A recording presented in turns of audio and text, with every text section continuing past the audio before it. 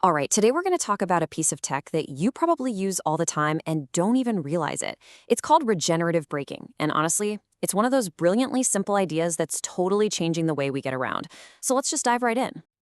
So think about this for a second. Your car is this, heavy chunk of metal hurtling down the road. To stop it, you have to get rid of a ton of energy. So when you slam on that brake pedal, what actually happens to all that forward motion? For the better part of a century, the answer was, well, it just kind of vanished. And here's the fundamental difference, the big idea. Old school conventional brakes, they're all about friction. Your brake pads literally squeeze down, creating a massive amount of heat to slow you down. And all that energy, poof, it just radiates away into the air, completely wasted. But regenerative braking, now that is an elegant solution. It grabs that energy and puts it right back to work. Okay, so how in the world does it actually do that? Let's get into the nitty-gritty of how this energy-saving magic really works. So at its heart, regenerative braking is all about energy recovery. That's the key phrase. Instead of just stopping the car with brute force, it slows the car down by taking all that forward motion, that kinetic energy, and turning it into something useful, which is usually electricity. Here's the play-by-play in an electric or a hybrid car. The second you lift your foot off the gas, the electric motor that normally powers the wheels completely flips its job. It's pretty amazing. The car's own momentum keeps the wheels spinning, which in turn spins the motor. And bam, it becomes a tiny power plant, a generator, shooting electricity right back into your battery. And the amount of energy we're talking about wasting here is just staggering. According to the Department of Energy, if you're in that classic stop-and-go city traffic, almost half the energy your car produces is just burned off as useless heat by the brakes. That is a massive, massive opportunity for savings right there. Now, you might think this is some super modern 21st century tech, right? Not even close. The idea's been around forever. It was actually patented way, way back in 1886. From the earliest electric trains to wild concept cars in the 60s, engineers have been chipping away at this idea for more than a century.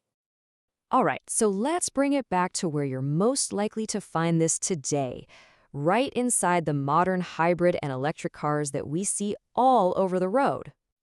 So what's it at for you, the driver? Well, the benefits are fantastic. First off, the big one. You get better efficiency, better range. But on top of that, your regular brake pads barely have to work, which means they last way, way longer. And honestly, it just makes for a much smoother and quieter stop. It's a win-win-win.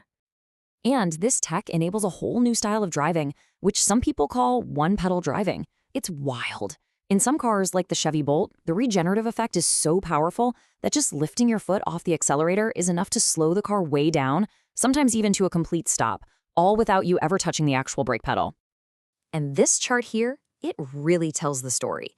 You can see that regenerative braking is the star of the show in city driving, where you get about a 14% energy boost. Why? Because you're constantly on and off the pedals. Out on the open highway, where you're just cruising and not braking much, the gain is smaller. But hey, every little bit counts, right? But this tech isn't just about saving a few miles of range on your daily commute. Let's look at some of the most powerful, most exciting ways this idea is being pushed to its absolute limits. So on a massive scale, check this out. The London Underground recaptures about 20% of all the energy it uses. Just stop and think about that. 1/5 of the power needed to run that gigantic subway network comes from the simple act of its own trains just slowing down. In this example, this is one of my all-time favorites. There's this iron ore railway in Scandinavia that's basically a power plant on wheels.